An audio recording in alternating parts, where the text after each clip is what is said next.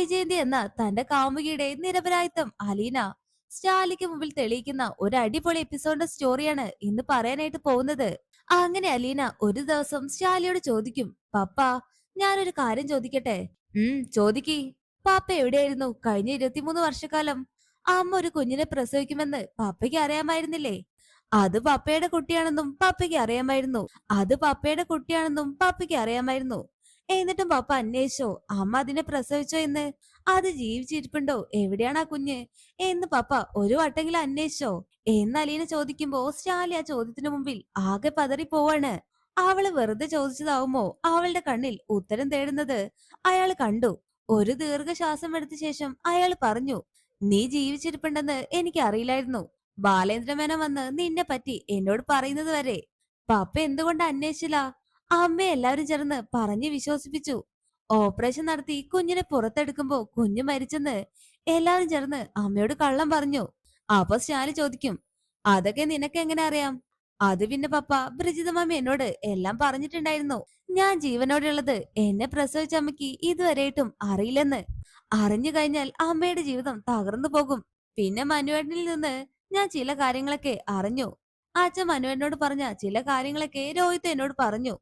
പപ്പയും അമ്മയും തമ്മിൽ പണ്ട് ആഗ്രയിൽ വെച്ചുണ്ടായ അടുപ്പവും കുറെ നാൾ ഒന്നിച്ചു ജീവിച്ചതും ഒടുവിൽ വിവരങ്ങൾ അറിഞ്ഞ് അമ്മയുടെ ആങ്ങളമാര് വന്ന് അമ്മയെ തിരുവനന്തപുരത്തേക്ക് കൂട്ടിക്കൊണ്ടുപോയതും നെയ്യാറ്റിൻകരയിലെ ഹോസ്പിറ്റലിൽ വെച്ചാണ് അമ്മ എന്നെ പ്രസവിച്ചത്. ഹോ, ശാലി കുറച്ച് ഗൗരവത്തോടെ മകളെ നോക്കി. നിനക്കപ്പോ കഥകളൊക്കെ അറിയാം? ശാലി കട്ടിലിൽ നിന്നും എഴുന്നേറ്റു. എല്ലാം അറിയാം പപ്പ, പക്ഷെ കഥകളുടെ എല്ലാം ഒരു വശം മാത്രമേ എനിക്ക് അറിയുകയുള്ളൂ. അച്ഛനോട് ചോദിക്കാമെന്ന് ആഗ്രഹിച്ചിട്ടുണ്ട്, പക്ഷെ അതിനുള്ള ധൈര്യമൊന്നും എനിക്ക് വന്നില്ല. അച്ഛനെ അമ്മയും അമ്മയുടെ ബന്ധുക്കളും ചേർന്ന് ചതിച്ചു എന്ന അച്ഛന്റെ വിചാരം. ആ കഥയിലെ ഒരു പ്രധാന കഥാപാത്രമാണല്ലോ ഈ നിൽക്കുന്ന ഞാൻ. ഞാൻ തന്നെ അച്ഛനോട് ഇത് ചോദിക്കാന്ന് വെച്ചാ കുറച്ച് കടന്ന കൈയായി പോവില്ലേ? ആ ഒരു നാണക്കേട് കൊണ്ടാ ഞാനതൊന്നും ചോദിക്കാതെ ഇരുന്നേ. മേനോൻ എങ്ങനെ അറിഞ്ഞു ആഗ്രയിലെ കഥകളൊക്കെ? നീ രേവതിക്കുട്ടിക്ക് എഴുതിയ കത്തിനകത്ത് ഇതൊന്നും ഇല്ലായിരുന്നല്ലോ. ഇല്ല പപ്പ, ആ കത്തിനകത്ത് അതൊന്നും ഇല്ലായിരുന്നു. പക്ഷെ സത്യങ്ങൾ അറിഞ്ഞപ്പോ അച്ഛൻ നീലഗിരിയിൽ പോയി അന്വേഷിച്ചതാ. അമ്മയുടെ മൂത്ത ആങ്ങള ഗംഗാധര മേനോൻ നീലഗിരിയിലാണല്ലോ താമസം. ആഗ്രയിൽ അദ്ദേഹത്തോടൊപ്പമായിരുന്നല്ലോ അമ്മ താമസിച്ചത്. അതൊക്കെ പപ്പയ്ക്ക് അറിയാവുന്നതല്ലേ, ഞാൻ പറയേണ്ട കാര്യമില്ലല്ലോ. അച്ഛൻ ചെന്ന് ചോദിച്ചപ്പോ അദ്ദേഹത്തിന് സത്യങ്ങളെല്ലാം തുറന്നു പറയേണ്ടി വന്നു എന്നാ മനുവേട്ടൻ പറഞ്ഞത്. എന്ത് സത്യം? സ്റ്റാലി അപ്പൊ ചോദിച്ചു. പപ്പയ്ക്ക് അറിയാലോ, പിന്നെ എന്തിനാ എന്നോട് ചോദിക്കുന്നത്? അത് പിന്നെ എനിക്കറിയാവുന്ന ചില സത്യങ്ങളുണ്ട്. അതും ഈ സത്യവും തമ്മിൽ പൊരുത്തപ്പെടുമോ എന്ന് ആദ്യം അറിയണ്ടേ? പപ്പയ്ക്ക് അറിയാവുന്ന സത്യങ്ങളൊക്കെ എന്തൊക്കെയാ? അലീന ആകാംക്ഷയോട് ചോദിച്ചു. വൈജയുടെ ആങ്ങളമാര് വന്ന് അവളെ കൂട്ടിക്കൊണ്ടുപോയി. അതിനുശേഷം ഞാൻ അവളെ കണ്ടിട്ടില്ല. പപ്പയും അമ്മയും ഒന്നിച്ചല്ലായിരുന്നു താമസിച്ചത് ആഗ്രയിൽ. അതെ, ആഗ്രയിൽ നിന്നും കുറച്ചു മാറി ഒരു വാടക വീട്ടിൽ. ഗംഗാധര മേനോന് ആഗ്രയിൽ നല്ല പരിചയം ഉണ്ടായതുകൊണ്ട് പെട്ടെന്നൊന്നും കണ്ടുപിടിക്കാതിരിക്കാൻ വേണ്ടി ജയന്തിയെ ഞാൻ ഒളിവിൽ താമസിപ്പിക്കുകയായിരുന്നു. അമ്മയ്ക്കെന്ന് പാപ്പയോട് ഒരുപാട് ഇഷ്ടായിരുന്നോ? അതെന്തിനാ നീ അറിയുന്നേ? സ്റ്റാലി കുറച്ച് ദേഷ്യത്തോട് ചോദിച്ചു. പിന്നെ എനിക്കറിയണ്ടേ, എന്റെ പപ്പയും അമ്മയും ഒത്തിരി സ്നേഹിച്ചിരുന്നു എന്ന് കേൾക്കുമ്പോ എനിക്ക് എന്തൊരു സന്തോഷമാ. അപ്പൊ സ്റ്റാലി പറയും, അവൾക്ക് എന്നെ ഇഷ്ടമായത് കൊണ്ടല്ലേ എല്ലാം ഉപേക്ഷിച്ച് എന്റെ കൂടെ ഇറങ്ങി തിരിച്ചത്. ആണോ പപ്പ? അന്ന് അമ്മ വലിയ ദേഷ്യക്കാരിയായിരുന്നോ? ആരു പറഞ്ഞു അവൾക്ക് ദേഷ്യൊന്നും ഞാൻ കണ്ടിട്ടില്ല. ശാന്തമായിട്ടുള്ളൊരു സ്വഭാവക്കാരിയായിരുന്നു. ആണോ പപ്പ? എന്നാ പപ്പ ഇപ്പൊ ഒന്ന് കാണണം. എന്താ അമ്മയുടെ ദേഷ്യം? നാക്കിന്റെ മൂർച്ചയൊക്കെ ഭയങ്കരാണ്. ഇത് കേട്ടതും ശാലി ഒന്ന് അന്താളിച്ചു നിൽക്കും. ജയന്തി ഒച്ചെടുത്ത് സംസാരിക്കുന്നത് പോലും ഞാൻ ഇതുവരെയായിട്ടും കേട്ടിട്ടില്ല. ഞാനായിരുന്നു ദേഷ്യക്കാരൻ. അതിന് ഇപ്പോഴൊരു കുറവ് വന്നിട്ടില്ലല്ലോ പപ്പ. അലീനെ ശാസിക്കുന്ന മട്ടിൽ നോക്കി സ്റ്റാലി മന്ദസിച്ചു. പാപ്പയ്ക്ക് അമ്മയോട് ഒരുപാട് ഇഷ്ടായിരുന്നോ? ഏയ്, ഒട്ടും ഇഷ്ടല്ലായിരുന്നു. നേര് പറ പപ്പ, എനിക്ക് കേൾക്കാനുള്ള കൊതി കൊണ്ടല്ലേ? നിനക്ക് നാണമില്ല അലീന? ഹോ, പട്ടാളക്കാരന്റെ ഗമ. പണ്ടൊരു പെണ്ണിനെ സ്നേഹിച്ചിരുന്നെന്ന് സമ്മതിച്ചാൽ കേണൽ സാബിന്റെ ജാടയൊക്കെ കൊഴിഞ്ഞു പോകുമോ? ശരി, ബാക്കി പറ പപ്പ. ഒന്നിച്ച് താമസിച്ചു, പിന്നെ? വൈജയുടെ ആങ്ങളമാർ അവളെ അന്വേഷിച്ചു കണ്ടുപിടിച്ചു. ഞാനപ്പോ പുനലൂരിൽ പോയതായിരുന്നു. നിന്നെ പ്രസവിക്കുന്നതിന് മുമ്പ് ഞങ്ങളുടെ വിവാഹം നടക്കുക എന്നത് വൈജയുടെ ഒരു ആഗ്രഹമായിരുന്നു. കൊല്ലപ്പള്ളി തറവാട്ടിൽ അത് സമ്മതിക്കില്ലെന്ന് അവൾക്കറിയാം. കൊട്ടാരം മറ്റത്തെങ്കിലും ഒരു അംഗീകാരം കിട്ടുമോ എന്ന് നോക്കണം. അവളാണ് എന്നെ നിർബന്ധിച്ചയച്ചത്. ഞാൻ വിചാരിച്ചാൽ അപ്പച്ചനോടും അമ്മച്ചിയോടും നിർബന്ധിച്ച് പറഞ്ഞാൽ കല്യാണം നടത്തി തരുമെന്നായിരുന്നു അവളുടെ പ്രതീക്ഷ. അങ്ങനെയാണ് ഞാൻ പുനലൂരിലേക്ക് പോയത്. അത്രയും വരെ എനിക്കറിയാം പപ്പ. പിന്നെ എന്തുണ്ടായി? സ്റ്റാലി ബാക്കി പറഞ്ഞു. ഞാനും വൈദ്യം തമ്മിലുള്ള കല്യാണം നടത്തുന്നതിൽ അപ്പച്ചനായിരുന്നു ഏറ്റവും എതിർപ്പ്. എന്റെ അനുജന്മാരുടെ സ്വഭാവം അറിയാലോ. ഔസോപ്പച്ചൻ മാത്രാണ് പ്രായപൂർത്തിയായിട്ടുള്ളത്. ആൽബി റോബിച്ചനും പഠിക്കുകയായിരുന്നു. മേരിക്കുട്ടി കന്യാസ്ത്രീ ആയി കഴിഞ്ഞു. ആ അപ്പച്ചൻ ചിറ്റപ്പന്മാരെയും എന്റെ അമ്മാച്ചന്മാരെയും കൂട്ടിപ്പിടിച്ച് വലിയൊരു ബഹളം ഉണ്ടാക്കി. അങ്ങനെ ഒരു പെണ്ണിനെ കൊട്ടാരമറ്റത്ത് തറവാട്ടിൽ കാല് കുത്താൻ സമ്മതിക്കില്ലെന്ന് പറഞ്ഞു. തറവാട്ടിൽ നിന്നും 1 രൂപയുടെ ഓഹരി പോലും തരില്ല എന്നായിരുന്നു ഭീഷണി. ഞാനന്ന് എല്ലാവരുമായിട്ട് വഴക്കുണ്ടാക്കി. വൈജയെ കല്യാണം കഴിച്ച് കൊട്ടാരമറ്റത്ത് തറവാട്ടിൽ കൊണ്ടുവരുമെന്ന് വെല്ലുവിളിച്ചു. ചെറുപ്പത്തിന്റെ ഓരോ തിളപ്പല്ലേ. പോരാത്തതിന് പട്ടാളക്കാരനും. അന്ന് രാത്രി ഞാൻ ഒരുപാട് മദ്യപിച്ചു. കുറെ കുടിച്ചൊക്കെ പോകുമ്പോഴാണ് എനിക്കന്ന് വലിയൊരു ആക്സിഡന്റ് പറ്റിയത്. ആക്സിഡന്റോ അതൊന്നും ആരും പറഞ്ഞില്ലല്ലോ പപ്പ. അതുകൊണ്ടാണല്ലോ ഇപ്പൊ പറയേണ്ടി വന്നത്. കണ്ണ് തുറക്കുമ്പോ ഞാൻ എറണാകുളത്തെ ഒരു ഹോസ്പിറ്റലിലായിരുന്നു. ആക്സിഡന്റ് സംഭവിച്ചിട്ട് 147 ദിവസത്തോളം കഴിഞ്ഞു പോയിട്ടുണ്ടായിരുന്നു. കഴുത്തിലും തലയ്ക്കൊക്കെ ഗുരുതരമായിട്ടുള്ള പരിക്ക്. 2 വാരിയലുകൾ ഒടിഞ്ഞു. ഇടത്തെ കാലിന്റെ മുട്ടിന് താഴെ അസ്ഥി മാത്രല്ല ഇപ്പോഴുള്ളത് ഒരു സ്റ്റീലുണ്ട്. അതിലാണ് ഞാനിപ്പോ എഴുന്നേറ്റ് നടക്കുന്നത്. 3.5 മാസത്തോളം ജീവിച്ചിരിക്കുമ്പോ മരിച്ചു പോകുമെന്ന തീർച്ചയാവാത്ത കോമ സ്റ്റേജിലായിരുന്നു. പിന്നീട് എനിക്ക് ബോധം വീണ്ടും കിട്ടിയെങ്കിലും പരസഹായം കൂടാതെ തിരിഞ്ഞു കിടക്കാൻ പോലും വയ്യാത്തൊരവസ്ഥയായിരുന്നു. 6 മാസത്തിനു ശേഷം എന്നെ മദ്രാസിലെ ഒരു ഹോസ്പിറ്റലിലേക്ക് മാറ്റി. 1.5 വർഷത്തിനിടയിൽ 4 മേജർ ഓപ്പറേഷനുകൾ. അതിനുശേഷമാ എനിക്ക് ശരിക്കൊന്ന് എണീറ്റ് നടക്കാൻ പോലും പറ്റിയത്. ഇതൊക്കെ കേട്ടപ്പോ അലീന വല്ലായ്മയോടെ ശാലിയുടെ മുഖത്തേക്ക് നോക്കി നിന്നു. ബോധം വീണ്ടും കിട്ടി സംസാരിക്കാമെന്നായപ്പോ ഞാൻ വൈജയെ അന്വേഷിച്ചു. അവളുടെ ആങ്ങളമാർ ആഗ്രയിൽ വന്ന് കൂട്ടിക്കൊണ്ടുപോയി എന്നല്ലാതെ യാതൊരു വിവരം എനിക്കന്ന് അറിയാൻ സാധിച്ചില്ല. എനിക്ക് എഴുന്നേറ്റ് പോയി അന്വേഷിക്കാനും നിവർത്തില്ല. എന്നെ സന്ദർശിക്കാൻ വരുന്ന ചിലരുടെയൊക്കെ സഹായം ഉപയോഗിച്ചാണ് ഞാൻ അന്വേഷണം നടത്തിയത്. കൊല്ലപ്പള്ളിയിലെ കൈതയ്ക്ക് മാളിക വീട്ടിൽ പോയിട്ട് ഒരാളെ വിട്ട് ഞാൻ അന്വേഷണം നടത്തി. വൈജയന്തി അവിടെ ഇല്ലെന്നായിരുന്നു അറിവ് കിട്ടിയത്. ഒടുവിൽ അപ്പച്ചനിൽ തന്നെ ഞാൻ അഭയം പ്രാപിച്ചു. വൈജയന്തി പ്രസവിച്ചെന്ന് എനിക്ക് തീർച്ചയായിരുന്നു. അതേപറ്റി അന്വേഷിക്കണം. അപ്പച്ചനെ അന്വേഷിച്ചിട്ട് തിരിച്ചു വന്ന് പറഞ്ഞു. വൈജയന്തിയുടെ പ്രസവം അവളുടെ വീട്ടുകാർ ചേർന്ന് എവിടെയോ വെച്ച് രഹസ്യമായിട്ട് നടത്തി. കുട്ടി ജീവിച്ചിരിപ്പില്ല, പ്രസവത്തോടെ മരിച്ചു എന്നാണ് അറിവ്. അലീന ദീർഘശ്വാസം എടുത്തു. പപ്പയ്ക്ക് സുഖപ്പെട്ട് കഴിഞ്ഞപ്പോ പപ്പയ്ക്ക് അന്വേഷിക്കാമായിരുന്നില്ലേ? അന്വേഷണത്തിനൊക്കെ ഒരു പരിധിയില്ല മോളെ. കൊല്ലപ്പള്ളിയിൽ ഞാൻ കാറുമായിട്ട് ചെന്നു. എനിക്ക് കാറിൽ നിന്ന് ഇറങ്ങാൻ പോലും വയ്യ. ജയന്തിയുടെ ആങ്ങളമാരും അച്ഛനും ചേർന്ന് എന്നെ അപമാനിച്ച തിരിച്ചയച്ചത്. ആഗ്രയിലെ എന്റെ കണക്ഷൻ ഉപയോഗിച്ച് ഞാൻ ഡൽഹിയിലും ചില അന്വേഷണങ്ങളൊക്കെ നടത്തി. അപ്പോഴാണ് അവള് ഗംഗേന്റെ കൂടെ ഡൽഹിയിലുണ്ടെന്ന് ഞാൻ തിരിച്ചറിഞ്ഞത്. അങ്ങനെ ഞാൻ എല്ലാം കഴിഞ്ഞ് ഞാൻ ആഗ്രയിലെത്തി. എനിക്ക് ജയന്തിയെ കാണണം, സംസാരിക്കണം. ഡൽഹിയിൽ വൈജയ ഉണ്ടെന്നാണ് എന്റെ വിശ്വാസം. ഇടയ്ക്ക് അവളെ കൊല്ലപ്പള്ളിയിലേക്ക് തിരിച്ചയച്ച വിവരമൊന്നും ഞാൻ അറിഞ്ഞിട്ടില്ലായിരുന്നു. അറിഞ്ഞപ്പോഴേക്കും ഞാൻ വൈകി. ജയന്തി പാലായിലുള്ള ഏതോ ബിസിനസ്കാരനുമായിട്ട് അവളുടെ കല്യാണം കഴിഞ്ഞെന്നാ ഞാൻ അവസാനമായിട്ട് അറിഞ്ഞത്. അത് കേട്ടപ്പോ പാപ്പയ്ക്ക് എന്തു തോന്നി? എന്തു തോന്നാൻ? സ്റ്റാലി സ്വയം പരിഹസിക്കുന്ന പോലെ ഒന്ന് ചിരിച്ചു.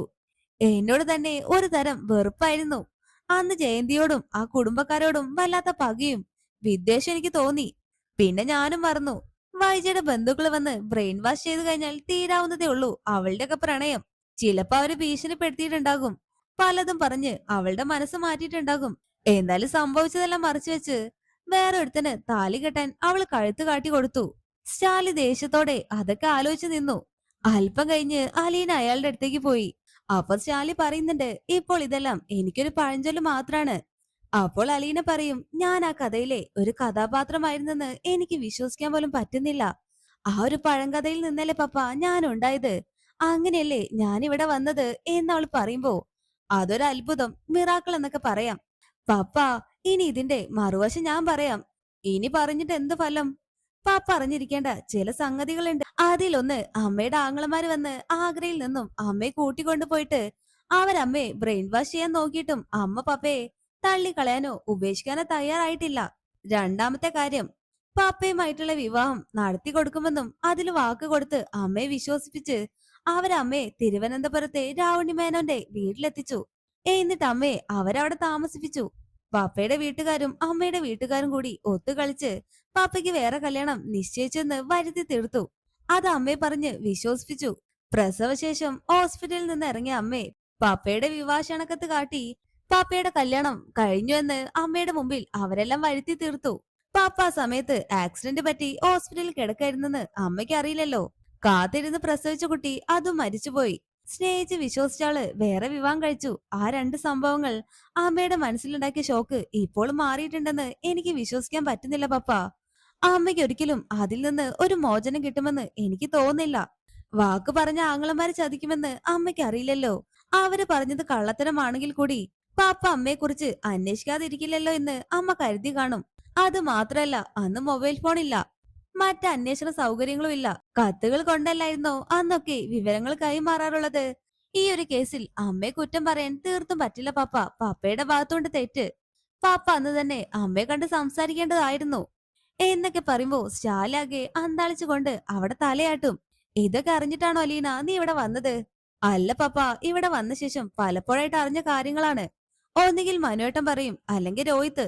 ഇവിടെ വന്ന ശേഷം ഞാൻ അച്ഛനോട് ചില സംഗതികളൊക്കെ ചോദിച്ചിട്ടുണ്ടായിരുന്നു. ഫോണിൽ കൂടി ആകുമ്പോ നമുക്കൊരു ധൈര്യം കിട്ടുമല്ലോ. സ്റ്റാലി എന്തൊക്കെയോ ആലോചിച്ചുകൊണ്ട് മൂളി. പപ്പ പപ്പ ഇതൊന്നും ഓർക്കാറില്ലേ വെറുതെ ഇരിക്കുമ്പോ? ഇല്ല, ശാലി കുറച്ച് ദേഷ്യത്തിൽ പറഞ്ഞു. പാപ്പയ്ക്ക് അമ്മയെ ഒന്നുകൂടി കാണണമെന്ന് തോന്നില്ലേ? ഇല്ല. നിങ്ങൾ തമ്മിൽ എന്തുമാത്രം സ്നേഹിച്ചതാ പപ്പ. എന്നിട്ട് എങ്ങനെയാ ഒരാൾക്ക് മറ്റൊരാളെ തീർത്തു മറക്കാനായിട്ട് കഴിയുന്നത്? അതെന്റെ കുറ്റല്ലല്ലോ. കാലം നമ്മളെ അങ്ങനെ ആക്കി തീർത്തു. പപ്പ, എനിക്കാണെങ്കിൽ നിങ്ങൾ രണ്ടുപേരും വീണ്ടും കണ്ടുമുട്ടുന്നത് ആലോചിക്കുമ്പോ എന്തൊരു സന്തോഷമാ. ദേ നോക്കലീന, അതിലൊന്നും ഒരർത്ഥമില്ല. പപ്പ, ഞാൻ എന്റെ ഒരാഗ്രഹം പറയട്ടെ, പപ്പ സാധിച്ചു തരുമോ? അങ്ങനെ ഉറപ്പു പറയാനൊന്നും പറ്റില്ല, എന്നാലും നീ പറ. പപ്പയും അമ്മയും കൂടി ഒന്നിച്ചു നിന്നിട്ട് എന്നെ നടുക്ക് നിർത്തി ഒരു ഫോട്ടോ. അതൊന്നും നടക്കുന്ന കാര്യമില്ല അലീന. നടക്കും പപ്പ, പാപ്പയൊന്ന് നിന്ന് തന്നാ മതി. ഞാൻ അതിനുള്ള അവസരം ഉണ്ടാക്കിക്കോളാം. നീ അങ്ങനെ സില്ലി കാര്യങ്ങളൊന്നും തലയിൽ കൊണ്ടുവച്ച് നടക്കണ്ട അലീന. എന്നാൽ എനിക്ക് ഒരാഗ്രഹം കൂടി പപ്പയോട് പറയാനുണ്ട്. പറയട്ടെ? ശാലു സംശയത്തോടെ മകളെ നോക്കി. ഒരു ദിവസം പപ്പ എന്നെ അമ്മയുടെ അടുത്ത് കൊണ്ടുപോകണം. എന്നെ പിടിച്ച് അമ്മയുടെ മുമ്പിൽ നിർത്തിയിട്ട് പപ്പ പറയണം, ഇവള് നമ്മുടെ മകളാണെന്ന്. പപ്പയല്ലാതെ വേറെ ആരും പറഞ്ഞാലും അമ്മയ്ക്ക് അത് താങ്ങാൻ പറ്റില്ല. അപ്പോഴേക്കും അലീനയുടെ കണ്ണുകളെല്ലാം നിറഞ്ഞു. സ്റ്റാലി ആവട്ടെ അവിടെ ചിന്തിച്ചു നിൽക്കും. എന്നിട്ട് സ്റ്റാലി പറയും, എന്നിട്ട് അയാൾ ഓർക്കുന്നുണ്ട്, ഒരു കുഞ്ഞ് അവളുടെ ഉദരത്തിൽ വളർന്നിട്ടുണ്ടായിരുന്നു.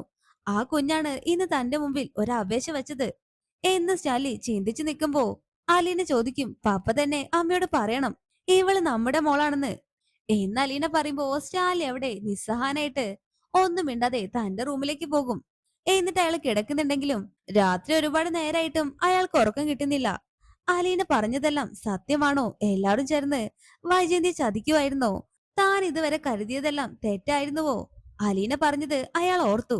വൈജയന്തി ഇപ്പോ വലിയ ദേഷ്യക്കാരിയാണത്രേ. സ്റ്റാലിക്ക് അത് സങ്കല്പിക്കാൻ പോലും കഴിയുന്നില്ല. സ്റ്റാലി ഒരിക്കലും ആ ദേഷ്യമൊന്നും കണ്ടിട്ടില്ല. അവൾക്ക് ദേഷ്യപ്പെടാനൊക്കെ അറിയുമായിരുന്നു. ഒരാട്ടിൻകട്ടിയെ പോലെ ശാന്തശീലയും സൗമ്യവുമായിരുന്നല്ലോ ജയന്തി. ചില കൊച്ചു കൊച്ചു പിണക്കങ്ങളും പരിഭവങ്ങളും മാത്രമായിരുന്നല്ലോ അവൾക്ക് ഉണ്ടായിട്ടുള്ളത്. ശാലി പെട്ടെന്ന് സ്ഥലകാലം വന്നതുപോലെ തന്റെ നടപ്പ് നിർത്തി ഔദകുട്ടിച്ചായന്റെ റൂമിന്റെ വാതിലിൽ നിന്നു. സ്റ്റാലി തന്റെ അപ്പച്ചനെ വാതിലിൽ മുട്ടി വിളിച്ചു. ഔദകുട്ടിച്ചായൻ മുട്ടുകേട്ട് ഉണർന്ന് വാതിൽ തുറന്നു. വാതിലിന് വെളിയിൽ സ്റ്റാലി നിൽക്കുന്നത് കണ്ട് ഔദകുട്ടിച്ചായൻ അന്തം വിട്ടു. എന്താ ലാലച്ചാ? വെറുതെ അപ്പച്ചനോട് എനിക്ക് സംസാരിക്കണമെന്ന് തോന്നി. ഈ നേരത്തോ?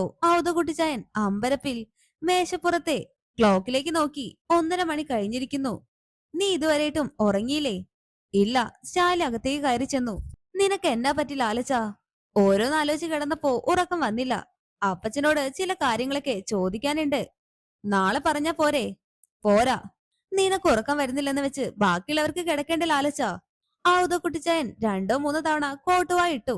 എനിക്ക് അപ്പച്ചനോട് കുറച്ച് കാര്യങ്ങൾ ചോദിക്കാനുണ്ട്. സ്റ്റാലി മുഖവര ഇട്ടു. ഞാനും വൈജയന്തിയും തമ്മിലുള്ള മാരേജ് നടക്കാതിരിക്കാൻ വേണ്ടി കൊട്ടാരം മറ്റത്തുകാരും കൊല്ലപ്പള്ളിക്കാരും കൂടി ഒത്തുകളി നടത്തിയിട്ടുണ്ടായിരുന്നോ? കുട്ടിച്ചായന്റെ കണ്ണ് മിഴിച്ചു. ഇത് ചോദിക്കാൻ വേണ്ടിയാണോ നീ എന്നെ വിളിച്ചുണർത്തിയത്? അപ്പച്ചൻ ഞാൻ ചോദിച്ചതിന് മറുപടി പറ. കൊല്ലപ്പള്ളിക്കാർക്ക് ഇഷ്ടമല്ലായിരുന്നു നീ അവളെ കെട്ടുന്നതിൽ. എനിക്കും ഇഷ്ടമല്ലായിരുന്നു. നീ അതിനിടയ്ക്ക് കാറോടിച്ച് ബോധമില്ലാതെ ആശുപത്രിയിലായി. അപ്പൊ ശാലി ചോദിക്കും, എന്നിട്ട് അപ്പച്ചൻ വൈജയന്തിയോട് പറഞ്ഞോ ഞാൻ ഹോസ്പിറ്റലിൽ കിടക്കുന്ന കാര്യം? അതോ മറ്റൊരുത്തിയുമായിട്ട് എന്റെ കല്യാണം ഉറപ്പിച്ചെന്നോ? അത് പിന്നെ മോനെ, അവളുടെ അപ്പനും ആങ്ങളമാരും ചേർന്ന് അവളോട് അങ്ങനെ കള്ളം പറഞ്ഞു കാണും. അതിന് നമ്മൾ എന്ത് പിഴച്ചു? അപ്പച്ചനും ആ നാടകത്തിൽ അഭിനയിച്ചിട്ടുണ്ടോ? എന്റെ കല്യാണക്കുറി വ്യാജമായിട്ട് അടിച്ചു കൊടുത്തത് അപ്പച്ചനല്ലേ? എന്റെ കല്യാണം കഴിഞ്ഞു എന്ന് വരുത്തി തീർക്കാനായിട്ട് അപ്പച്ചനും മുന്നിട്ട് നിന്നില്ലേ? ആ കുട്ടിച്ചായൻ അവിടെ ഒന്ന് പരുങ്ങുന്നുണ്ട്. അത് പിന്നെ മോനെ, ഞാൻ അക്കാലത്ത് എന്തെങ്കിലും ചെയ്തിട്ടുണ്ടെങ്കിൽ അത് കുടുംബത്തിന്റെ നന്മയ്ക്കും നാണക്കേടിനെയും കരുതിയിട്ട് മാത്രാണ്. നിനക്ക് മാത്രം സുഖിച്ച് ജീവിച്ചാ പോരല്ലോ. രണ്ടനുജത്തിമാരും മൂന്നനുജന്മാരും അന്ന് നിനക്ക് താഴെ വളർന്നു വന്നിട്ടുണ്ടായിരുന്നു. ഔതക്കുട്ടിച്ചായൻ പറഞ്ഞു. അപ്പൊ ശാലി ചോദിക്കും, ഒരു കാര്യം കൂടി, അന്ന് വൈജയന്തി പ്രസവിച്ചു കുഞ്ഞ് മരിച്ചുപോയെന്ന് വരുത്തി തീർത്തത് അപ്പച്ചനും കൂടി ചേർന്നിട്ടാണോ? ഏയ്, അതിലൊന്നും എനിക്കൊരു പങ്കുമില്ല. അവര് തന്നെയാണ് അതൊക്കെ ചെയ്തത്, അല്ലെങ്കിൽ ചെയ്യിപ്പിച്ചു. ഇതൊന്നും പുതിയ വിവരങ്ങളല്ലല്ലോ ലാലച്ച. ആ മേനോൻ നിന്നോട് കാര്യങ്ങളെല്ലാം പറഞ്ഞിട്ടുള്ളതല്ലേ? അപ്പൊ ശാലി പറയും, അന്നെന്നെ അതൊന്നും സ്പർശിച്ചില്ല. ജീവിതത്തിൽ തോറ്റുപോയവനായിരുന്നു ഞാൻ. മനസ്സെല്ലാം മരവിച്ചവൻ, ഒന്നും നേടാത്തവൻ. ആരൊക്കെ ചത്താലും ജീവിച്ചാലും എനിക്ക് ബാധകമില്ലാത്ത പോലെയായിരുന്നു കുറെ നാളത്തെ എന്റെ ജീവിതം. പിന്നീട് അങ്ങോട്ട് കുറച്ചു നായ്ക്കള് ഞാനും. ആരോടും ഉത്തരം പറയണ്ട, ആരെയും നോക്കണ്ട. നാളങ്ങ് മരിച്ചു വീണാലും സന്തോഷം മാത്രം. പക്ഷെ ഇപ്പൊ അങ്ങനെയല്ല. എന്റെ മകൾ ചില ചോദ്യങ്ങൾ ചോദിക്കുമ്പോ എനിക്ക് ഉത്തരം പറയണം. കുറച്ചു കാലം കൂടി എനിക്ക് ജീവിക്കണം. ഞാൻ തോറ്റുപോയവനാന്ന് എനിക്കിപ്പോ തോന്നില്ല. അപ്പച്ചന് മനസ്സിലായോ? ഔതകുട്ടിച്ചായൻ ആ കമ്പരപ്പോട് കൂടി മകന്റെ മുഖത്തേക്ക് തന്നെ നോക്കി നിന്നു. ശരി, കിടന്നോ. സ്റ്റാലി തിരിച്ചു നടന്നു തന്റെ മുറിയിലെത്തി. എന്നിട്ട് ജനൽവാതിലിൽ നിന്ന് സ്റ്റാലി കുറച്ച് തീരുമാനങ്ങളെല്ലാം എടുക്കും. തന്റെ മകള് പറഞ്ഞ ശരിയാണ്. താൻ വൈജയെ ഒരിക്കൽ കൂടി കാണേണ്ടതുണ്ട്. വൈജയന്തിയും താനും തമ്മിൽ അകന്നു പോയതിൽ തനിക്ക് മനഃപൂർവ്വമായിട്ട് ഒരു പങ്കില്ലെന്ന് അവളെ പറഞ്ഞ് മനസ്സിലാക്കണം. പിന്നെ അലീനയുടെ ആഗ്രഹം പോലെ ജീവിച്ചിരിപ്പില്ലെന്ന് വൈജയന്തി കരുതിയ ആ മകൾ, അവള് നൊന്ത് പ്രസവിച്ച മകൾ, അവളെ അവളുടെ മുമ്പിൽ നിർത്തി ഇത് നമ്മുടെ മകളാണെന്ന് എനിക്ക് അവളോട് വെളിപ്പെടുത്തണം. കാരണം മകളെ തിരിച്ചറിയാൻ ഭൂമിയിൽ ഏറ്റവും കൂടുതൽ അവകാശം അത് സ്വന്തം അമ്മയ്ക്ക് തന്നെയാണ് എന്നൊക്കെ ചിന്തിച്ച് സ്റ്റാലി തന്റെ മുറിയിൽ ഇങ്ങനെ കിടക്കും. എന്തായാലും സ്റ്റാലി തന്നെ അലീനെ വൈജക്കരികിൽ എത്തിച്ച് സത്യങ്ങളെല്ലാം വെളിപ്പെടുത്തുന്നുണ്ട്. വരാനിരിക്കുന്നത് അടിപൊളി എപ്പിസോഡുകളാണ്. അപ്പോൾ ഈ റിവ്യൂ ഇഷ്ടമായാൽ വീഡിയോ ലൈക്ക് ചെയ്യാനും ചാനൽ സബ്സ്ക്രൈബ് ചെയ്യാനും മറക്കല്ലേ ഫ്രണ്ട്സ്.